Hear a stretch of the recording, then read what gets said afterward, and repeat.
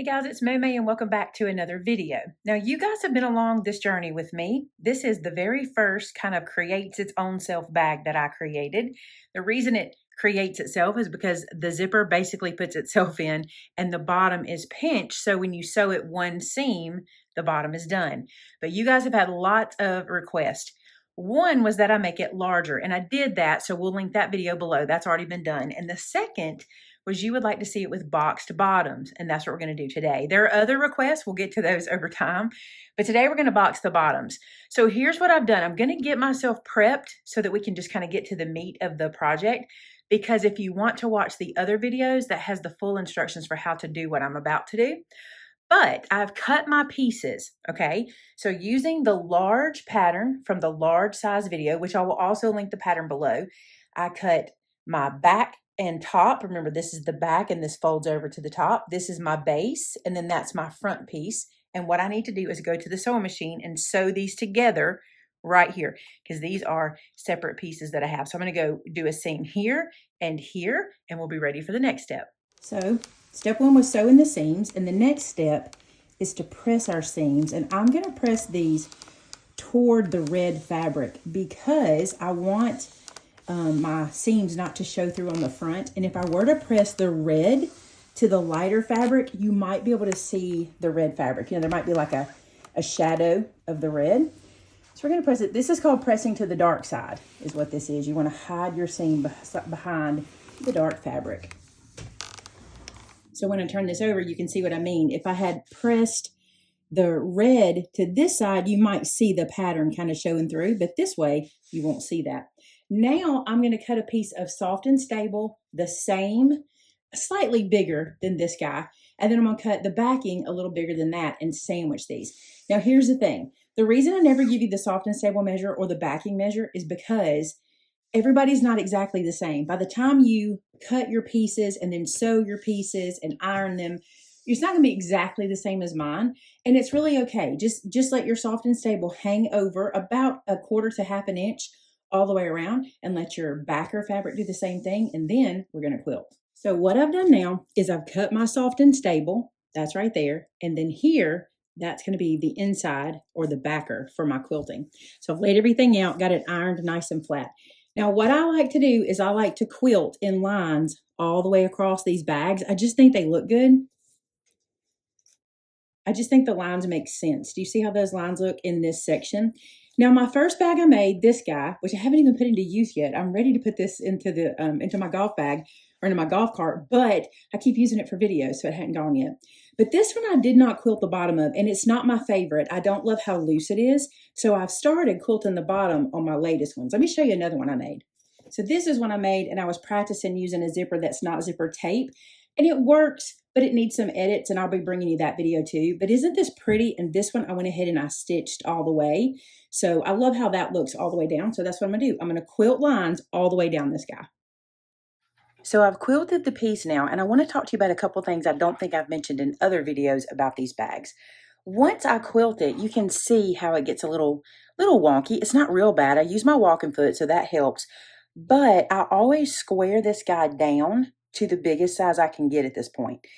What I want to mention is if you're making these to sell, they may not be exactly the same size every single time because you're going to square it down to what you have left, okay? They're pretty close and it's hard to tell with the naked eye, but they might not be perfect. And here's what I do. I kind of find what I think is my straightest line, and I usually try to go through this area because that's kind of the most obvious line, you know what I'm saying, where these meet. So I take my ruler, lay it on the side, and I just match it up to that seam and try to see if I can get it pretty straight at the top as well. It's all kind of eyeball, but you'll kind of know it. If it's like this, you know that's not straight. You know, if there's just a little off, but just kind of eyeball get it straight. And my eye is looking to put my ruler where I can cut everything square. See how that fabric gets really tight right there, but here it's really out. That's what I'm looking for. I want to be able to cut every single piece of fabric going up, and I want to be pretty straight right here. So I got a brand new blade. I love a brand new blade. All right, so I'm going to run this up. Look at that. That's my new Soya blade. Love it. That is so pretty when it's done. You might also notice I did a seam all the way down before I came up here to trim up. I find that sometimes that makes it easier for my fabric just to kind of stay together. I was just letting my quilting seams do that for me, but this helps. The only thing is I kind of do it kind of heavy, not a quarter of an inch in, a little more than that, so that it'll stay even when I cut down. And sometimes it doesn't. Sometimes it gets cut away. All right, so now we go over here. And since we've let this be our guiding line for straight, we're going to let it do it here as well. So I'm going to come out here.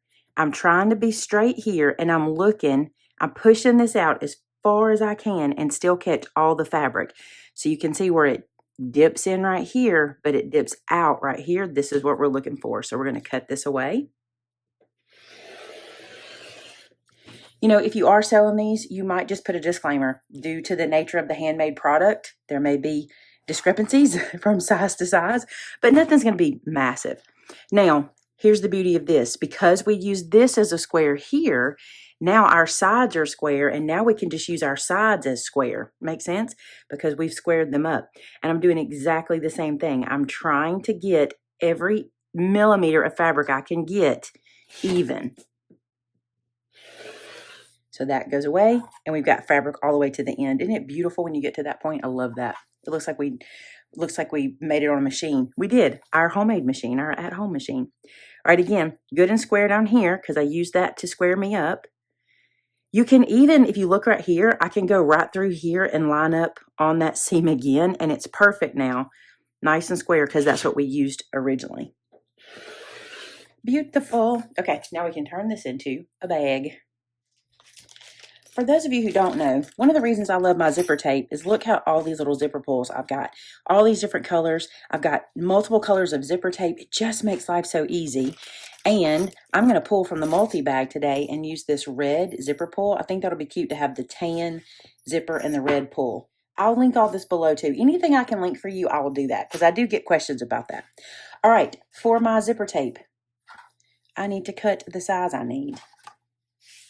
While we're at the table, I like to give myself a good inch off both sides. It just makes me feel better, like more confident with it. So just lay that down and just eyeball. That's about an inch.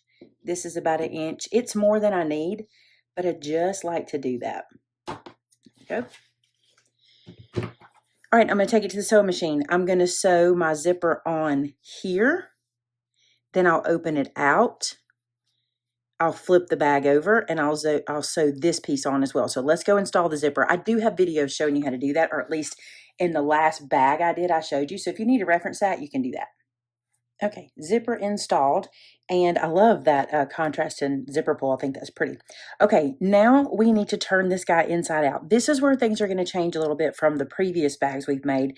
We're going to do a couple things a little different, okay? Because we're going to box the bottoms, remember, instead of pinching the bottom.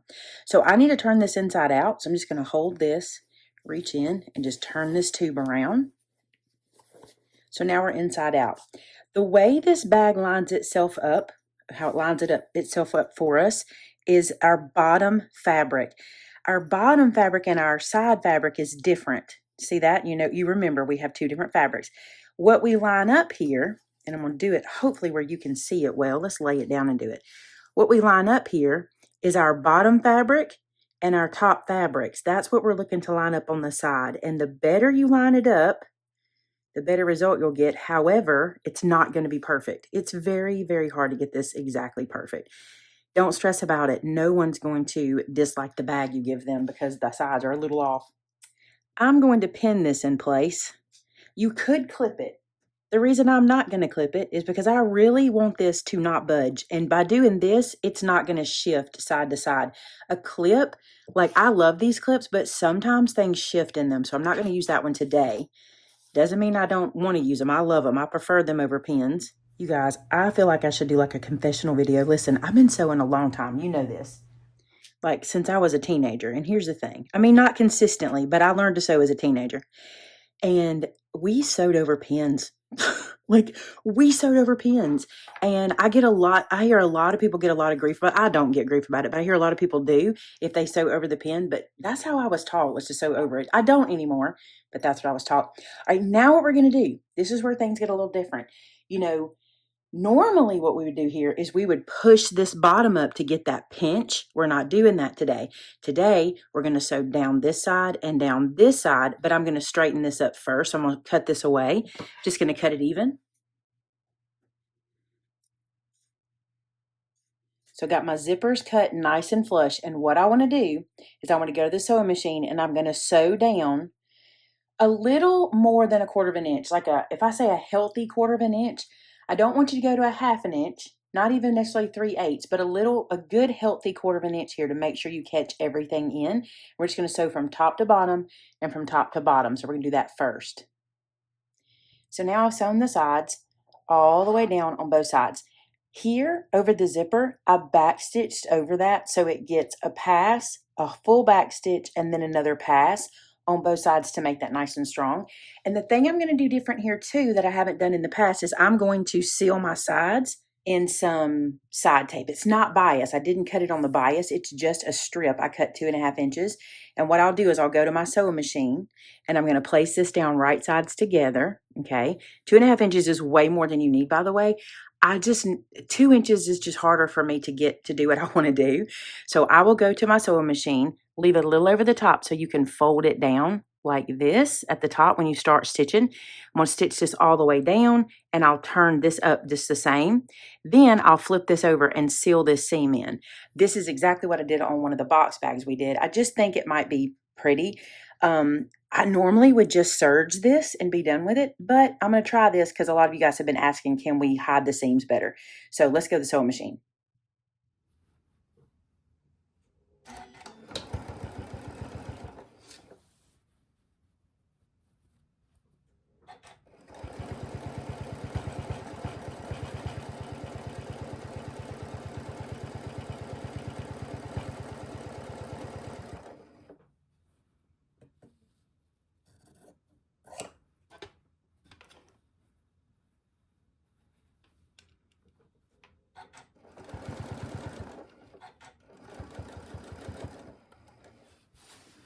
I don't want you to see this. I had way too much. You don't need 2.5 inches. That's from my quilt brain, I guess. I don't know.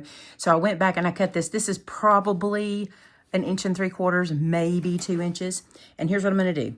I've got it sewn to the other side. You saw that. I'm going to tuck this under, tuck this over like this, all the way down.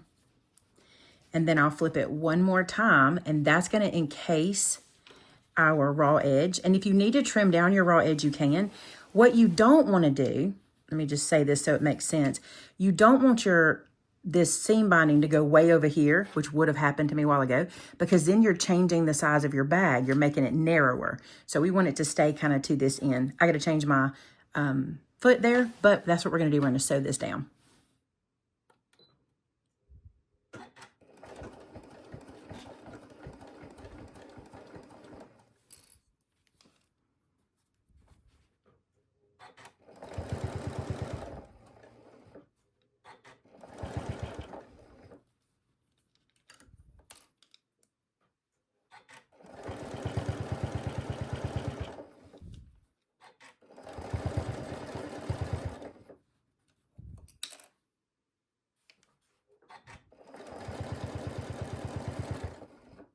Now I will tell you, this may seem wasteful, and if it is, you can do this a different way.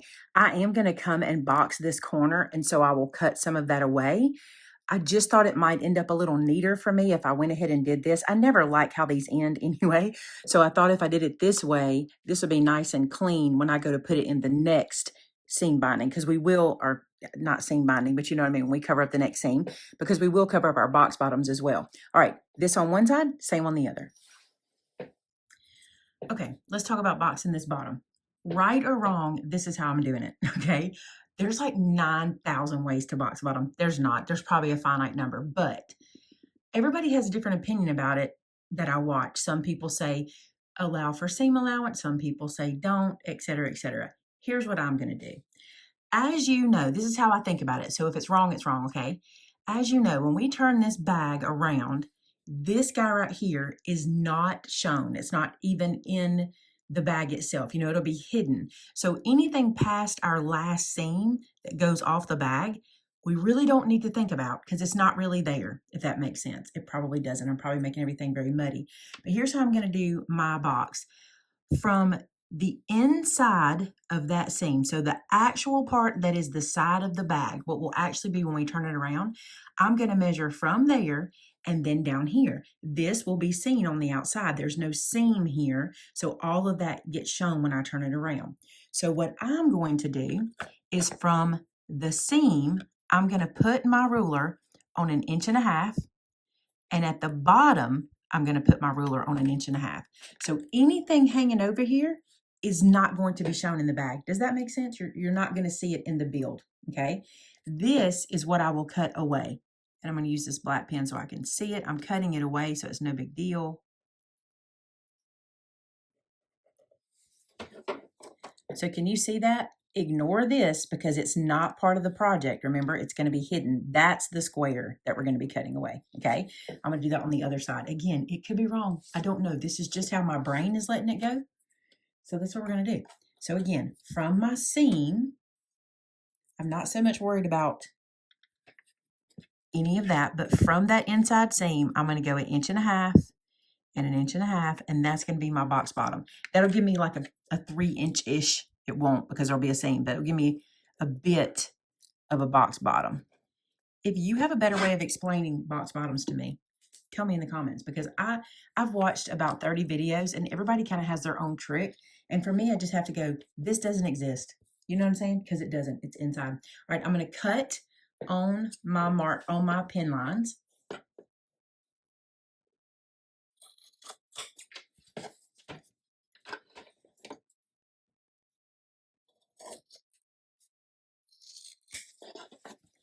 So this is what it looks like. And you can tell it's kind of odd because this is so much further out, but I think this is going to work.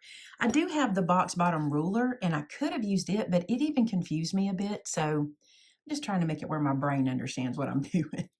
Okay, I'm going to stand this up so you can see this. Now we're going to flatten the bottom and bring the side into the bottom. So if I push my bag down, very hard for you guys to see on camera. I'm sorry, I will try. Here we go. Let's get it flat. So I've got the bottom of the bag and then this side seam here, okay? What we want to do is we want to get that side seam in the center.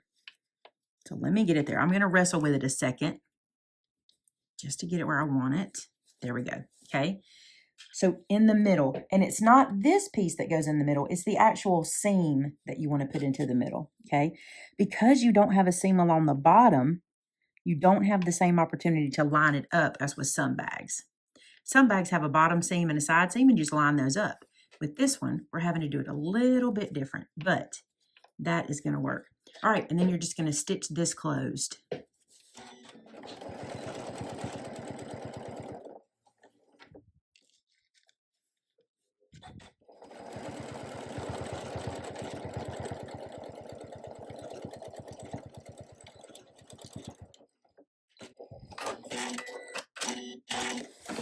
And that's how we're closing that. So our box bottom is going to be like this, okay? Do that on the other side as well.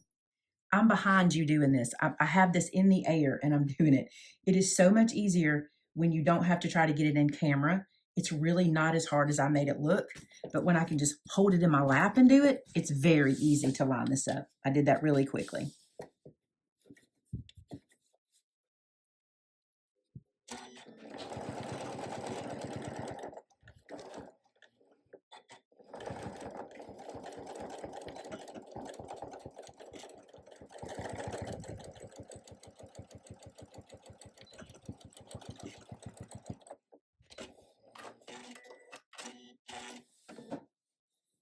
This one's much better because I held it in the air to close it up. All right, now we're just going to wrap seam tape around it just like we did the sides and close all that up. So that's the side seam encased. I do have some threads and things to snip here and there, but I wanted you to see how the bottom is also encased. So here it is on the inside. I'm going to turn it right side out.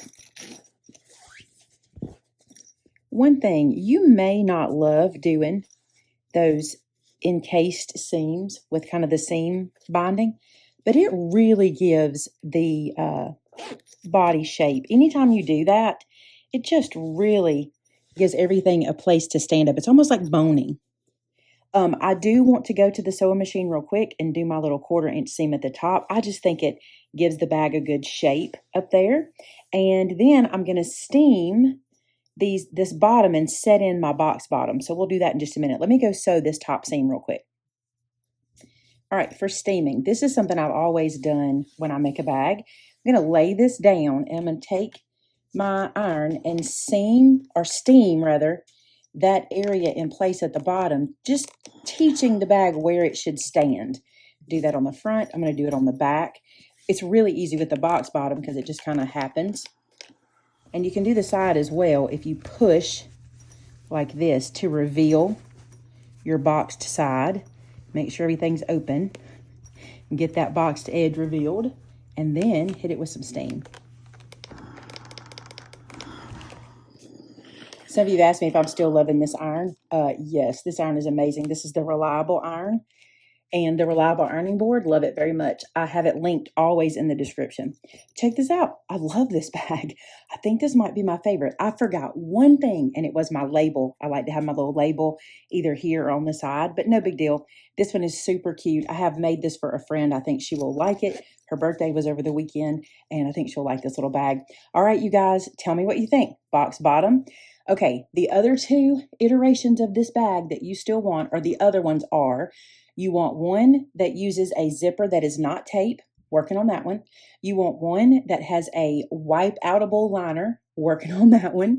And I think you wanted one with another finish, and I can't remember what it was. I would like to do one and see what y'all think. I would like to come up with one where this section is clear. So be watching for that. I'm trying to get that worked out too.